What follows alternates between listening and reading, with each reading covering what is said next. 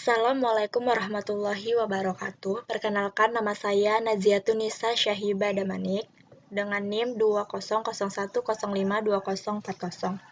Jurusan Teknik Elektro Prodi D3 Teknik Telekomunikasi Politeknik Negeri Padang. Di sini saya akan menjelaskan atau mempresentasikan judul saya, yaitu makanan halal dan haram dan juga nabza dalam Islam. Dengan konten sebagai berikut. Yang pertama, pengertian halal dan haram. Yang kedua, makanan halal dan haram dalam Islam. Yang ketiga, dampak positif mengkonsumsi makanan halal. Yang keempat, dampak negatif mengkonsumsi makanan haram. Yang kelima, pengertian nabza. Yang keenam, jenis nabza dan dampaknya. Dan yang ketujuh, pandangan Islam terhadap nabza. Langsung saja kita masuk ke poin yang pertama, yaitu pengertian halal dan haram. Kata halal berasal dari bahasa Arab, yaitu halal, yang berarti disahkan, diizinkan, dan diperbolehkan. Pada prinsipnya, semua makanan dan minuman yang ada di dunia ini halal. Semua untuk dimakan dan diminum kecuali ada larangan dari Allah, yaitu terdapat dalam Al-Quran dan yang terdapat dalam hadis Nabi Muhammad SAW. Kata haram berasal dari bahasa Arab, yaitu haram, yang berarti larangan atau dilarang oleh agama. Allah mengharamkan semua makanan yang memudaratkan atau yang mudaratnya lebih besar daripada manfaatnya. Hal ini tidak lain untuk menjaga kesucian dan kebaikan hati, akal, ruh, dan jasad. Dalil dan hadis. Barang yang dihalalkan oleh Allah dalam kitabnya adalah halal, dan barang yang diharamkan oleh Allah dalam kitabnya adalah haram. Dan sesuatu yang tidak dilarangnya, maka barang itu termasuk yang dimaafkannya, sebagai kemudahan bagi kamu. Hadis riwayat Ibnu Majah dan Tirmizi. Fikih Sunnah oleh Sulaiman Ar-Rasyid. Dan makanlah makanan yang halal lagi baik dari apa yang Allah telah berikan rezekinya kepadamu. Bertakwalah pada Allah yang kamu beriman padanya. Quran Surah Al-Ma'idah ayat 88. Berikut ada 3 jenis makanan halal. Yang pertama hewan darat, yang kedua tumbuhan dan hasil bumi. Seperti contohnya yang terlihat pada PowerPoint berikut. Langsung masuk yang kedua, yaitu makanan yang halal dari usaha yang diperolehnya. Halal makanan dari hasil bekerja yang diperoleh dari usaha yang lain seperti bekerja sebagai buruh, petani, pegawai, tukang, sopir, dan lain-lain. Halal makanan dari mengemis yang diberikan secara ikhlas, namun pekerjaan itu halal, tetapi dibenci Allah seperti pengamen. Halal makanan dari hasil sedekah, zakat, infak, hadiah, tasyakuran, walimah, warisan, wasiat, dan lain-lain. Halal makanan dari rampasan perang yaitu makanan yang didapat dalam peperangan atau ghanimah. Binatang yang berkehidupan di darat, ada yang halal dan ada pula yang haram. Binatang yang halal diantaranya yaitu unta, sapi, kerbau, kambing, kuda, ayam, ikan, dan lain sebagainya. Berikut makanan haram. Yang pertama yaitu bangkai. Bangkai adalah semua hewan yang mati tanpa penyembelihan yang syar'i dan juga bukan hasil perburuan Allah Subhanahu wa taala. Menyatakan dalam firman-Nya dalam Quran Surah Al-Maidah ayat 3 yang artinya sebagai berikut. Diharamkan bagimu memakan bangkai, darah, daging babi, dan daging hewan yang disembelih bukan atas nama Allah, yang tercekik, yang dipukul, yang jatuh, yang ditanduk, dan yang diterkam binatang buas, kecuali yang sempat kamu sembelih. Dan diharamkan pula yang disembelih untuk berhala, dan diharamkan pula mengundi nasib dengan azlam atau anak panah, karena itu suatu perbuatan fasik. Pada hari ini orang-orang kafir telah putus asa untuk mengalahkan agamamu. Sebab itu janganlah kamu takut kepada mereka, tetapi takutlah kepadaku. Pada hari ini telah aku sempurnakan agamamu untukmu, dan telah aku cukupkan nikmatku bagimu, dan telah aku ridhoi Islam sebagai agamamu. Tetapi barang siapa terpaksa karena lapar, bukan karena ingin berbuat dosa, maka sungguh Allah Maha Pengampun dan Maha Penyayang. Quran Surah Al-Maidah ayat 3. Yang kedua yaitu darah, yakni darah yang mengalir dan terpancar. Katakanlah, tidak kudapati di dalam apa yang diwahyukan kepadaku, sesuatu yang diharamkan memakannya bagi yang ingin memakannya, kecuali daging hewan yang mati, atau bangkai, darah yang mengalir, daging babi, karena semua itu kotor, atau hewan yang disembelih bukan atas nama Allah. Tetapi barang siapa terpaksa bukan karena menginginkan dan tidak melebihi batas darurat, maka sungguh Tuhanmu Maha Pengampun, Maha Penyayang. Quran Surah Al-An'am ayat 145. Makanan haram yang ketiga yaitu daging babi. Diharamkan bagimu memakan bangkai, darah, daging babi, dan daging hewan yang disembelih bukan atas nama Allah, yang tercekik, yang dipukul, yang jatuh, yang ditanduk, dan yang diterkam binatang buas, kecuali yang sempat kamu sembelih. Dan diharamkan pula yang disembelih untuk berhala, dan diharamkan pula untuk mengundi nasib dengan azlam atau anak panah. Karena itu suatu perbuatan fasik. Pada hari ini, orang-orang kafir telah putus asa untuk mengalahkan agamamu. Sebab itu, janganlah kamu takut kepada mereka, tetapi takutlah kepadaku. Pada hari ini telah aku sempurnakan agamamu untukmu, dan telah aku cukupkan nikmatku bagimu.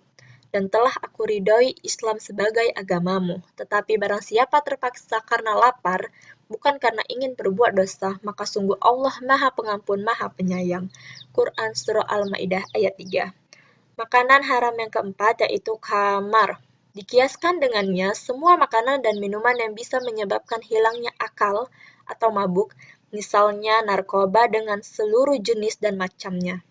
Hai orang-orang yang beriman, sesungguhnya meminum khamar, berjudi, berkorban untuk berhala, mengundi nasib dengan panah adalah perbuatan keji termasuk perbuatan syaitan. Maka jauhilah perbuatan-perbuatan itu agar kamu mendapat keberuntungan.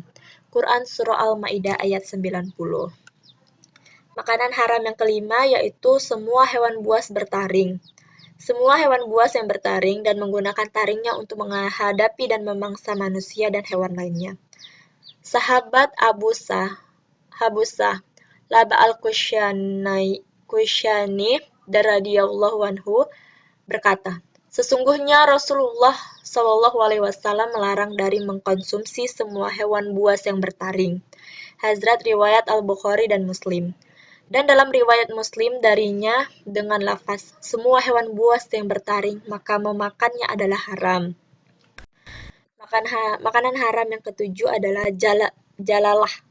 Dia adalah hewan pemakan feses atau kotoran manusia atau hewan lainnya, baik berupa onta, sapi, dan kambing, maupun yang berupa burung, seperti garuda, angsa yang memakan fesis, ayam pemakan fesis, dan sebagian gagak. Hadis Ibnu Umar radhiyallahu anhu, beliau berkata, Rasulullah Shallallahu Alaihi Wasallam melarang memakan jalalah dan dari meminum susunya. Hadis riwayat Imam 5 kecuali An-Nasaiyah. Makanan haram yang ke-8 yaitu anjing. Para ulama sepakat akan haramnya memakan anjing. Di antara dalil yang menunjukkan hal ini adalah bahwa anjing termasuk dari hewan buas yang bertaring, yang telah berlalu pengharamannya. Dan telah sabit dari Nabi Shallallahu Alaihi Wasallam bahwa beliau bersabda, sesungguhnya Allah jika mengharamkan sesuatu, maka Dia akan mengharamkan harganya. Masuk ke poin selanjutnya yaitu manfaat mengkonsumsi makanan halal dan dampak negatif mengkonsumsi makanan haram. Manfaat mengkonsumsi makanan halal yaitu membawa ketenangan hidup dalam kegiatan sehari-hari, dapat menjaga kesehatan jasmani dan rohani, mendapat perlindungan dari Allah Subhanahu wa taala, mendapatkan iman dan ketakwaan kepada Allah Subhanahu wa taala, tercermin kepribadian yang jujur dalam hidupnya dan sikap apa adanya. Rezeki yang diperoleh membawa barokah dunia akhirat. Sedangkan dampak negatif mengkonsumsi makanan haram yaitu merusak jiwa, berbahaya dan merusak hak orang lain, memubazirkan dan membahayakan kesehatan, menimbulkan permusuhan dan kebencian, menghalangi mengingat Allah. Langsung saja kita masuk ke poin berikutnya yaitu pengertian nafjah. Narkotika, psikotropika, dan zat aditif lainnya atau disingkat dengan nafjah terdiri dan 3 variabel yakni narkotika, psikotropika, dan zat aditif lainnya. Pengertian narkotika secara terminologis atau peristilahan kedokteran adalah obat yang dapat menghilangkan terutama rasa sakit atau nyeri yang berasal dan daerah visual atau alat-alat rongga dada dan rongga perut, Juga dapat menimbulkan efek stupor atau bengong yang lama dalam keadaan masih sadar serta menimbulkan adiksi atau kecanduan. 1. Opium. Candu opium adalah getah berwarna putih yang seperti susu yang keluar dari kotak biji tanaman Papaver somniferum yang belum masak. Jika buah candu yang bulat telur itu kena torehan, getah tersebut jika ditampung dan kemudian dijemur akan menjadi opium mentah. Pemakaian opium pada umumnya dapat menimbulkan tingkah laku yang patologis dan akan terjadi keracunan yang kronis dan akan menyebabkan ketergantungan secara fisik dan psikis. Bila keinginan untuk mendapatkan candu timbul, maka akan ada kebutuhan untuk menambah dosis. Akan tetapi, bila terjadi penghentian secara tiba-tiba, maka akan menimbulkan gejala putus obat yang serius. Adapun gejala putus obat dan candu dimaksud meliputi 1. Gugup, cemas, dan gelisah. 2. Pupil mengecil dan bulu roma berdiri. 3. Sering menguap serta mata dan hidung berair. 4. Pernapasan bertambah kencang serta temperatur dan tekanan darah bertambah. Yang kedua yaitu morfin, adalah jenis narkotika yang bahan bakunya berasal dari candu atau opium. Sekitar 4-21% morfin dapat dihasilkan dari opium. Morfin adalah prototip analgetik yang kuat, tidak berbau, rasanya pahit, berbentuk kristal putih, dan warnanya makin lama berubah menjadi kecoklat-coklatan. Kegunaannya morfin pada prinsipnya sama saja dengan candu, hanya saja morfin boleh digunakan untuk tujuan medis dengan petunjuk khusus dari dokter. Para pengguna morfin ini akan menghadapi beberapa gejala khas, antara lain mengantuk, rasa takut, halusinasi, rasa gembira, gagap, fungsi koordinasi badan tidak sempurna, selera makan hilang, dan anak mata mengecil. Apabila dikonsumsi secara berlebihan atau overdosis, maka akan berisiko kematian bagi pemakainya. Yang ketiga yaitu heroin. Semula zat baru ini juga dapat mengganti morfin dalam dunia kedokteran dan bermanfaat untuk mengobati para morfinis. Tapi kecanduan yang dihasilkan justru berlebihan, bahkan lebih cepat daripada morfin serta lebih susah disembuhkan bagi para pecandunya. Heroin tidak mempunyai nilai medis untuk pengobatan, karena semata-mata hanya dipergunakan untuk kesenangan yang pada hakikatnya adalah menyiksa diri sendiri.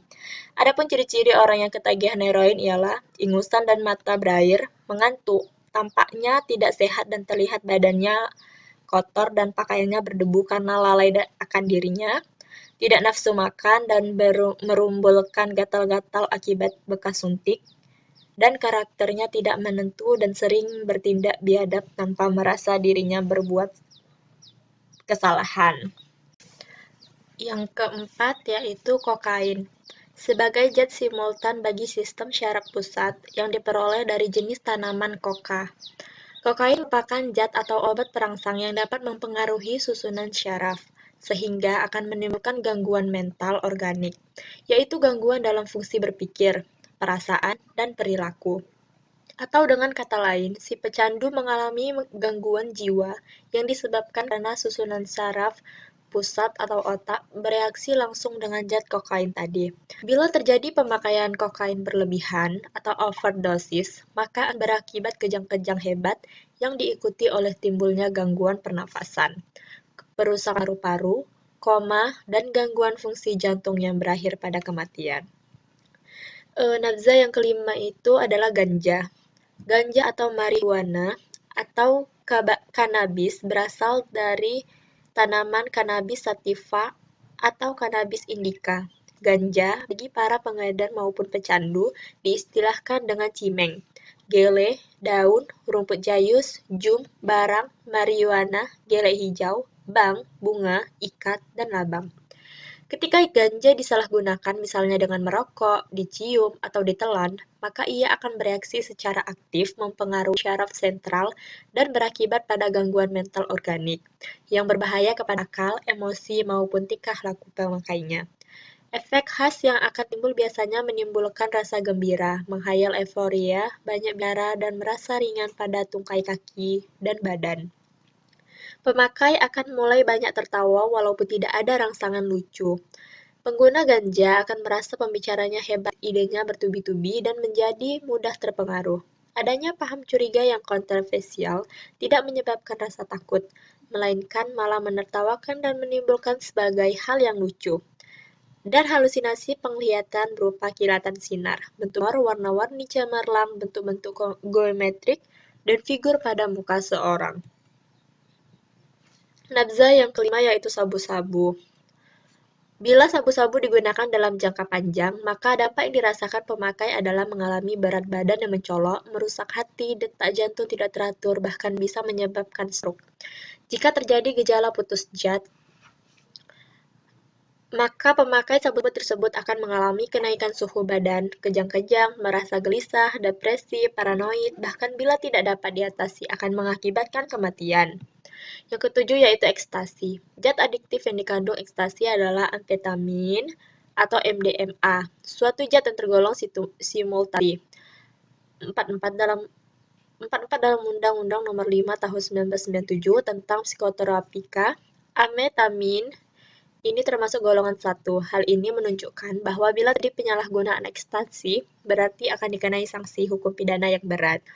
Putau. Para pecandu putau biasanya memakai dengan cara mengejar, yaitu bubuk kristal putau dipanaskan di atas kertas timah, lalu keluarlah asapnya yang menyerupai naga, dan kemudian asap itu dihisapnya melalui hidung atau mulut. Cara lain adalah nyipet, yaitu cara menyuntikkan putau yang dilarutkan ke dalam air hangat ke pembuluh darah. Kemungkinan tertular virus HIV/AIDS menjadi risiko cara seperti ini, karena memakai jarum suntik secara bersamaan. Jadi, kebanyakan mereka memilih cara dengan mengejar dragon. Jika mengalami sakau, maka akan menimbulkan dampak negatif yang berpengaruh kepada gangguan mental, organik, atau GMO. Dengan gejala-gejala, pupil mata mengecil atau melebar akibat anoksida, euforia atau disforia, apatis, lemah tiada tenaga, mengantuk, bicara cadel, serta daya ingat dan tingkah laku adaptif. Pandangan Islam terhadap nabza. Status hukum nabza atau narkotika, psikoterapika, dan zat adiktif lainnya dalam konteks hukum Islam memang tidak disebutkan secara langsung dalam teks-teks suci Al-Quran maupun hadis. Karena masalah narkotika, psikoterapika, dan zat adiktif lainnya tidak terdapat di sekitar pergaulan Nabi Muhammad SAW semasa hidupnya. Adapun zat-zat sejenis yang sangat populer pada waktu itu adalah sejenis minuman keras yang disebut dengan khamar. Oleh karena itu, jika memang belum ditemukan status hukum nabza dalam syariat Islam, baik dalam Al-Quran maupun hadis, maka para ulama biasanya menyelesaikannya dengan jalan istihad. Mereka melalui metodologi hukum Islam melalui pendekatan kias atau analogi hukum. Sebagai solusi istinbat hukum belum jelas hukumnya dalam syariat Islam. Perlu dikemukakan masalah minuman yang memabukkan sebagai dalam Al-Quran yang disebut dengan khamar. Pada permulaan Islam, khamar belum ditentukan hukumnya secara tegas. Akan tetapi karena mengandung lebih banyak mudorot atau bahaya daripada manfaatnya, maka dengan cara yang sangat bijaksana atau hikmah, Allah Subhanahu wa Ta'ala sebagai pembuat hukum syar'i secara gradual atau bertahap menetapkan status khamar dalam beberapa firman-Nya. Dan buah kurma dan anggur, kamu buat minuman yang memabukkan dan rezeki yang baik. Sesungguhnya pada yang demikian itu benar-benar terdapat tanda kebesaran Allah Subhanahu wa Ta'ala bagi orang yang memikirkan. Quran Surah An-Nahl ayat 67. Mereka bertanya tentang khamar dan judi. Katakanlah, pada itu terdapat dosa besar dan beberapa manfaat bagi manusia. Tetapi dosa keduanya lebih besar daripada manfaatnya. Quran Surah Al-Baqarah ayat 219. Ketiga itu, hai orang-orang yang beriman, janganlah kamu sholat sedangkan kamu dalam keadaan mabuk, sehingga kamu mengerti apa yang kamu ucapkan. Quran Surah Al-Nisa ayat 43. Sejauh ini, ayat itu belum juga menunjukkan status hukum khamar secara tegas atau kepastian hukum. Akan tetapi, hanya ada pelarangan minuman khamar ketika sholat. Selanjutnya, pada tahap terakhir Allah Subhanahu wa Ta'ala menegaskan tentang haramnya khamar sebagaimana firman-Nya dalam surat Al-Maidah ayat 90 sampai 91 sebagai berikut. yang artinya, hai orang-orang yang beriman, sesungguhnya minuman khamar, berjudi, berkorban untuk berhala, menjudi nasib dengan berhala, menjudi nasib dengan panah adalah perbuatan keji termasuk perbuatan syaitan. Maka jauhilah perbuatan-perbuatan itu agar kamu mendapatkan keuntungan. Sesungguhnya, syaitan itu bermaksud hendak menimbulkan permusuhan dan kebencian di antara kamu, lantaran minuman khamar dan berjudi itu, dan menghalangi kau dari mengingat Allah Subhanahu wa Ta'ala dan sholat. Maka berhentilah kamu dari pekerjaan itu. Quran Surah Al-Ma'idah ayat 90-91. Dengan turunnya ayat tersebut, maka dengan tegas Allah Subhanahu wa Ta'ala mengharamkan khamar, karena berakibat dapat menghilangkan akal pikiran, memabukkan, dan merupakan perbuatan syaitan dan yang dapat menimbulkan permusuhan, kebencian, serta membuat lalai dari kewajiban terhadap Allah Subhanahu wa Ta'ala. Baiklah, sekian dari hasil presentasi saya. Apabila ada kekurangan, mohon dimaafkan. Assalamualaikum warahmatullahi wabarakatuh.